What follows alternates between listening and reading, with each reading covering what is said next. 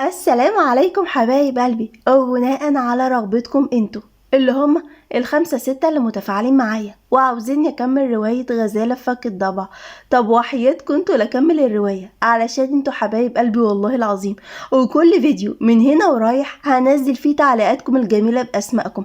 تعليقاتكم دي وكلامكم ده والله ما تعرفوش بيرفعوا معنوياتي قد ايه. فيلا قبل ما نبدأ الحلقة التاسعة من رواية غزالة فك الضبع يلا نقول اللهم صل وسلم على نبينا محمد وعلى آله وصحبه أجمعين وسلم تسليما كثيرا. يلا بينا نبدأ. منذر قرب منها وعزم انه لازم يكمل معاها ويخلص ولسه هيبدأ. سمع خبط جامد على الباب. منذر راح فتح واتفاجئ بغزال قدامه واقفة بتوتر. استغرب وقال خير يا غزال، في حاجة؟ غزال قالت بخوف مصطنع سهام، سهام يا منذر، الحق سهام. بس ما كملتش جملتها ومنذر ما استناش حتى يعرف فيه ايه وطلع جري على اوضه سهام وهو مخضوض جدا. غزال سقفت بفرحه زي الاطفال بس اختفت ابتسامتها لما شافت نور مكتفه ايديها وبتبصلها بغيظ وغضب وقالت اقدر اعرف ايه اللي عملتيه ده؟ غزال قالت بعدم فهم مصطنع عملت ايه؟ نور قربت منها بغضب وقالت انت هتستعبطي؟ انت فاهمه هو انا دخلت عليا حركاتك دي انت ومراته الحربايه دي؟ اقدر اعرف حضرتك بتساعديها ليه؟ غزال قالت بخبث انا ما عملتش حاجه، بس كل انسان خبيث بيشوف الناس خبيثه زيه وبيخططوا ويتامروا عليه. نور قالت بغيظ لا والله، وانت تعرفيني من امتى علشان تحكمي وتقولي عني خبيثه؟ شفتي مني ايه غلط؟ غزال ابتسمت باستفزاز وقالت شفت كتير من اول كلامك واستفزازك لسهام اول ما جيتي القصر لحد ايد جوزي اللي مسكتيها وانتي بتاخدي منه الميه. اوعي تفتكري اني مش واخده بالي لعيونك اللي ما اتشالتش من عليه النهارده. انا مش غبيه. غزال لسه هتمشي بس اتجمدت مكانها بصدمه لما نور قالت ده على اساس ان جوزك ده اتجوزتيه عن حب وبتموتي فيه بقى وغيرانه عليه مش كده؟ غزال بصت لنور باستغراب وقالت انت قلتي ايه؟ انت ايش عرفك اني مش بحبه؟ نور ابتسمت بسخرية وقالت انا اعرف حاجات كتير. تحب ابدأ بايه؟ ابدأ مثلا بابن عمك اللي اتجوز حور علشانك، ولا بجوزك اللي قتل اختك، ولا تحبي تعرفي هو قتلها ليه؟ عندي سهام كانت نايمة على السرير بروق قصير وأول ما سمعت صوت رجلين منذر اللي كان بيجري بسرعة البرق نامت على السرير وبقت تتوجع باصطناع. منذر فتح الباب ودخل جري وقال بخوف سهام مالك يا حبيبتي، ايه اللي حصل؟ سهام قالت وهي بتتوجع بتمثيل الحقني يا منذر، الحقني هموت، بطني وجعتني قوي منذر اتخض وقال طب ايه اللي حصل؟ اكلتي حاجه ولا برد ولا ايه؟ قومي نروح المستشفى، هقول احسن اطلب الدكتوره هنا. ولسه هيقوم سهام مسكت ايده بسرعه وقالت لا لا لا، انا مش عايزه دكتور، انت عارف ان بكره الدكاتره. منذر قال بقلق ايوه يا حبيبتي بس انتي موجوعه. بس قطعته سهام لما قالت وحياتك يا منذر انت احضني بس، انا برتاح في حضنك، واستخبت فيه. منذر حضنها شوية وبقى يشبع من حضنها وقربها اللي حقيقي افتقدوا الشوية دول. بس انتبه واتسعت عينيه لما افتكر حاجة وبصلها بشك وقال يعني بطلتي تتوجعي؟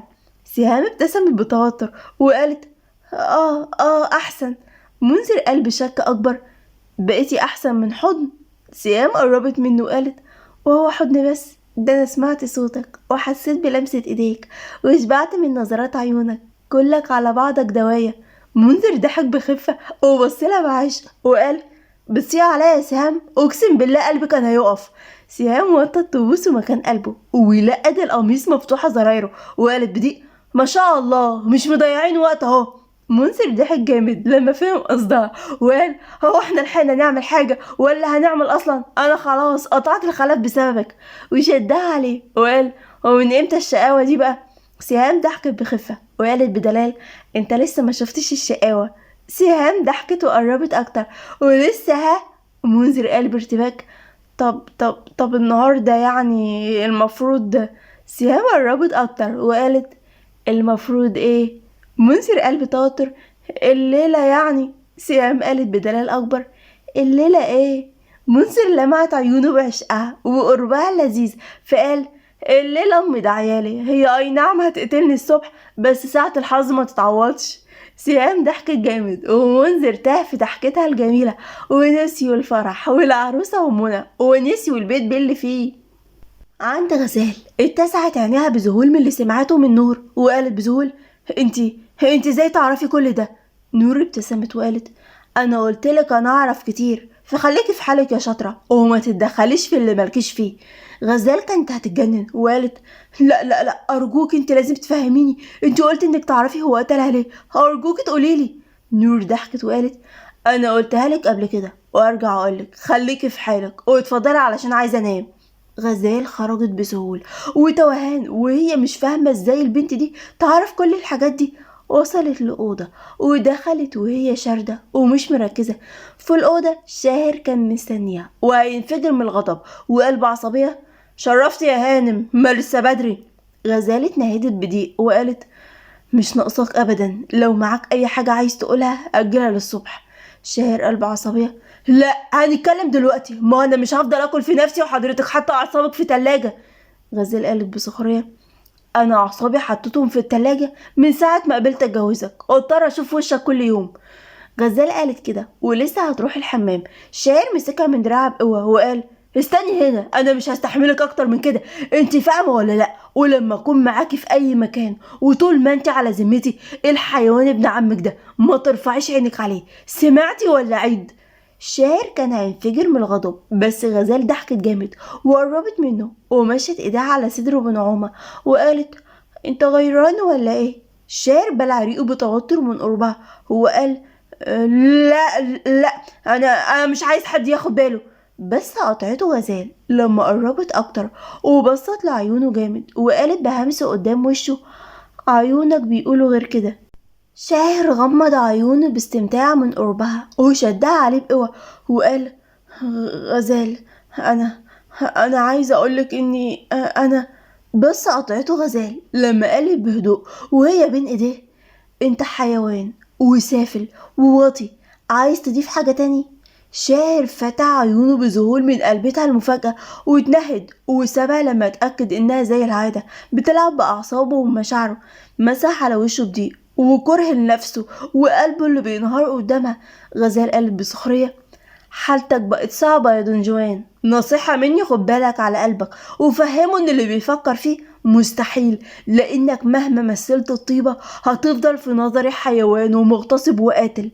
قالت كده ودخلت الحمام وسابته، وشاهر قعد على السرير بتعب وغضب من نفسه وأعصابه كانت حرفيا منهارة. محسش غير على دمعة نزلت من عيونه لا إراديا، وكانت بمثابة جرس إنذار لعقله. وقف وهو بيحاول يسيطر على نفسه ونام على الكنبة وهو مش حابب يتكلم معاها تاني ولا يهين نفسه أكتر من كده. أما عند حور، أول ما دخل أوضتهم قعدت على السرير وبقت تفك دبابيس الشعر والمجوهرات بتوتر. وليد قال بارتباك: اقعدي قدام المراية علشان تاخدي راحتك. حور ابتسمت وقالت: وانا هشوف ايه في المراية يعني؟ وليد حس بغبائه وقال: آسف أنا مقصودش. حور قالت بسرعة: لا لا لا ولا يهمك، خد راحتك، أنا مش بزعل من أي حاجة. وليد قلع دبلته وكان واقف بتوتر شديد، وحور قالت: ممكن تفتح لي السوستة معلش؟ وليد اتنهد وقال: تمام، وفتحها بارتباك. حور قالت: طيب، يعني ممكن تختار حاجة يعني على ذوقك البسها لك، يعني ماما قالت تختار انت احسن. وليد اتنهد واختار لها بيجامة تلبسها واداها لها. حور ضحكت بكسوف لما مسكتها وقالت: بيجامة يا وليد؟ وليد قال بإحراج: أحم أنا لازم أتكلم معاك يا حور. شوفي، أنا مش هقدر أعمل حاجة دلوقتي، يعني هنام وبس، فهماني؟ حور ضحكت جامد وقالت: ليه اخترنا ميعاد الفرح في يوم مش مناسب في الشهر ولا حاجة؟ وليد ضحك بإحراج لما فهم قصدها وقال: بلاش استظراف، أنا قصدي يعني أنا يعني دلوقتي. حور ضحكت وقالت: بس اهدى، أنا بهزر، مش مهم، الحاجات دي بتحصل عادي من التوتر. بس قطعها وليد وقال: انتي فهمتي ايه يخرب بيتك؟ أنا تمام، هي كل الحكاية إني حابب ناخد على بعض في الأول. حور كانت كاتمة ضحكتها بالعافية وقالت: نتعرف؟ تمام تمام. ولسه هتمشي وليد شدها وقال بغيظ: انت مش مصدقاني ولا ايه؟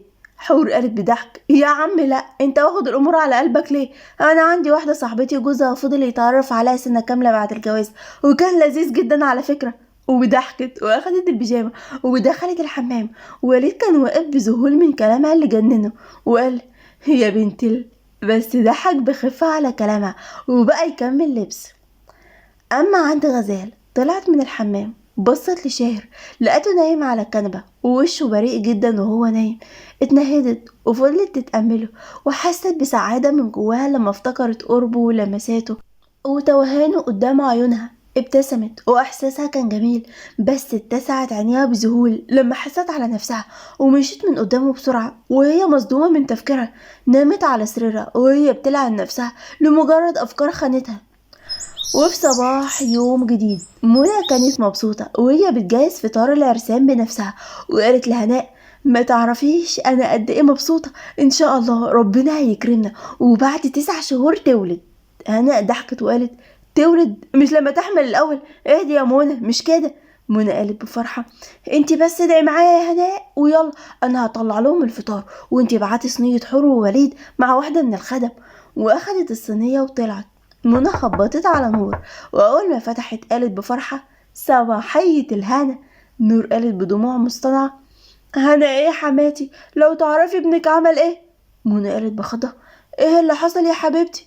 نور قالت بعياط: ليلة دخلتي يا حماتي سابني وراح اترمى في حضنها، نام مع غيري في دخلتي.